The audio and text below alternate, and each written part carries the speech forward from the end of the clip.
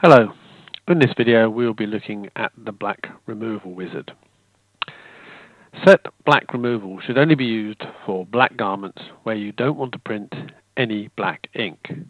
It automatically removes the black background from an existing graphic. There are two printing steps to this wizard. The first, you will print variations of the not be blackout, which is the tolerance of the black removed from the original graphics. The second step will print variations of the amount of white ink used for areas that are semi-transparent, or where you want the shirt to partially show through.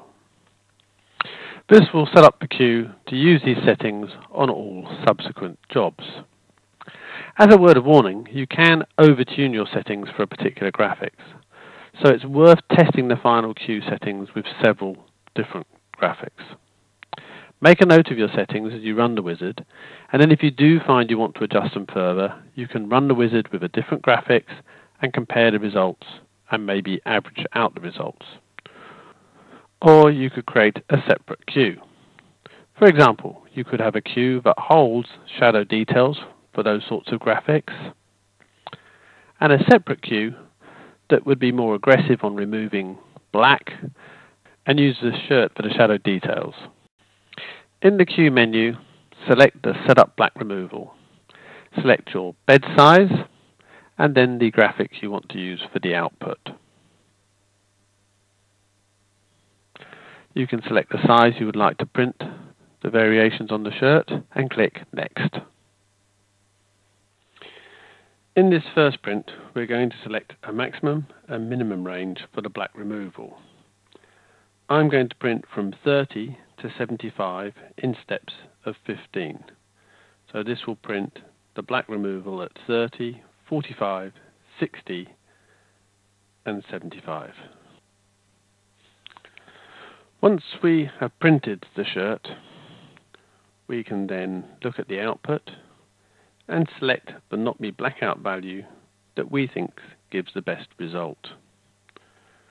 We can then enter that value into the wizard and click Next. Having set our black removal, we can now tune the amount of white ink used. This doesn't change the 100% white ink value, as that is done in the Set Maximum White Ink wizard. This will set separation curves, so controls how strong the white is printed in your highlights, midtones and shadows. There are 4 different charts you can print, going from strong white midtones and shadows, which means it will use more white ink in the 50 to 90% area, to light white midtones and shadows, which uses less white ink in the 50 and 90%. Click Print to print a chart for the selected settings. Each of these charts will print 4 variations with different amounts of white ink, between 10 and 30%. Print as many of these charts as you feel you need, but as you use less white ink, you will lose color vibrancy in those areas. In this example, I have printed 2 charts, one with strong white and one at medium white. Each shirt will have 4 prints. The strong will be labelled A1 to D1 and the medium will be labelled A3 to D3. Check the output and select the output you like best.